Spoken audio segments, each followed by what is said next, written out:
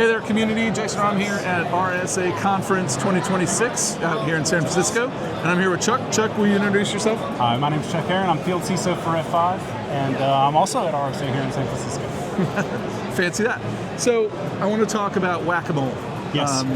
The classic arcade game where it kind of starts slow and you're fine and you're hitting one as they come up, but then they get faster, but then they also start coming up multiple at a time, right?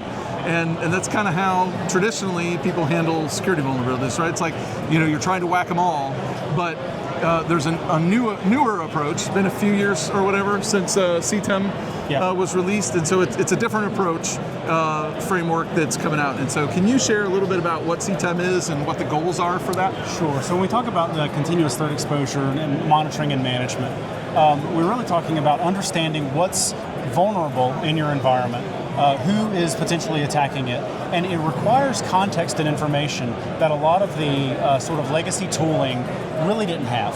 So if you've ever gotten from your CISO or from any sort of governance organization an Excel spreadsheet with 1,000 vulnerabilities, go fix these things, and the criticals we have to do in X number of days, and so forth. What we've learned is that really dramatically oversimplifies what we need to do. We need to apply context to what's actually vulnerable and what's actually being exploited and what's actually important.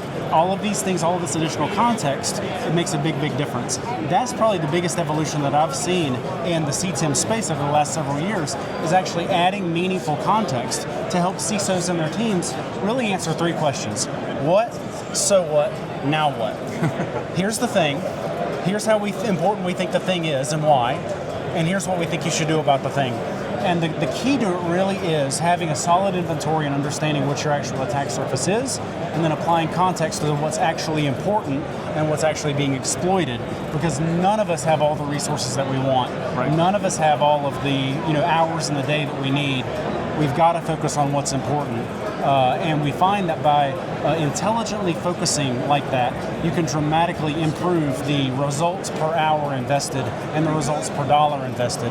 That's the big hope of CTEM. Okay. Now, it's evolving erratically, and a lot of that has to do with many organizations don't understand their inventory, they don't understand their assets, they don't understand what's happening in their various cloud environments, and then CISOs and others who are already overwhelmed, your company goes and buys another company, and now your attack surface expands. Right? So it's great if your environment is static, you can get your arms around it, but with the pace of change that we see now, nobody's environment is static. Yeah. Whether it's M&A, whether it's organic growth, whether it's a mandate to be an AI-first company, and we don't really know what that means yet. Right. So a lot of these goals are still aspirational, but I do like where the industry is headed, with real context and relevance instead of patch highs in 30 days. Right. Like that's just not effective. That was a good place to start, but 8-character passwords used to be a good place to start too. Right. Nobody would say that's effective in 2026. Right. Yeah, that's fair. And so beyond the framework, do you see anybody here this week or in the research that you do, is anybody approaching this just from a tool perspective? Are there any tools yet, or is it still hype from a tool perspective? It's a good question.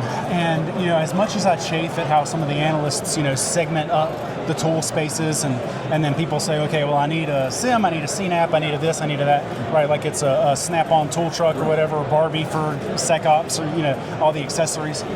I'm not really seeing many actual fully integrated CTEM stacks. They either lack the inventory and they depend on customers to provide the inventory, or they lack an enforcement mechanism. There's another aspect of this too. The security space is driven in a large part by startups. Startups have only a certain amount of stuff they can actually solve to hit their minimum viable product.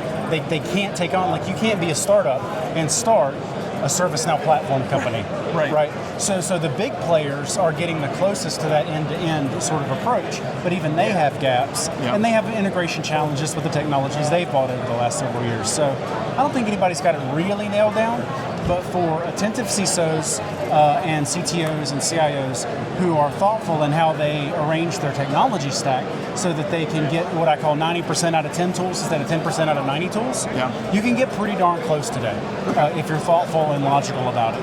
But I wouldn't single source it to anybody. It's too much vendor concentration of risk, too much execution risk, And I haven't seen anybody that actually has everything end to end. Yeah, and as much as I hate tool sprawl, yeah, I mean, you can't solve it all with one tool, and you probably wouldn't want to anyway. Correct. And I also want to reiterate, right, for CISOs who have been in the seat for a while, they know this, but I'll say it anyway. You can't solve a people problem with a tool. Yeah. You can't solve a process problem with a tool. No. You can't solve a corporate culture problem with a tool. You know, a lot of the challenges that we see, for example, in AI security, which is, you know, what today's hype cycle is all about, people are trying to solve personnel challenges, they're trying to solve cultural challenges, they're trying to solve unclear direction from senior leadership challenges with a tool. Right. And it's you're not going to have a very great time. It's not going to go well. Right. So I think there's also the aspect of identifying the right problem and solving them in the right way, using tools for exactly what they are, tools. Right. Right. But you can't. So I'm from the South. You can tell by the accent. So one of my old sayings is, you can't buy a pickup truck full of hammers and expect a house to spring up. Right? You need people who are qualified to use the tools and can actually utilize them. That's really where the effectiveness comes in. So it's not a tool by itself isn't going to do it, even if it's a magical AI tool. Right. That's right. It's not going to do it. And they're all becoming magical AI tools. The capabilities are pretty staggering, right? And they are very powerful. Yeah. I use that word intentionally. Yeah. I don't say safe, I don't say necessarily dangerous. They're very powerful. Yeah. So how we use them matters a lot. Yeah, I guess that's a call to action. Anybody make it the next open call, right? The CTEM call or whatever. Right. And we've seen some pretty amazing, like I've talked to customers directly who have done an amazing amount of work in automating their internal security playbooks, automating their discovery, but it takes time, it takes effort. And then you have to think about, you know, if you're going to build these tools or scripting tools yourself, how are you going to maintain it? How are you going to deal with key person dependencies? If you swap models, the results the models aren't fungible, right? You get different results if you prompt GPT 5 point whatever versus Claude versus Opus.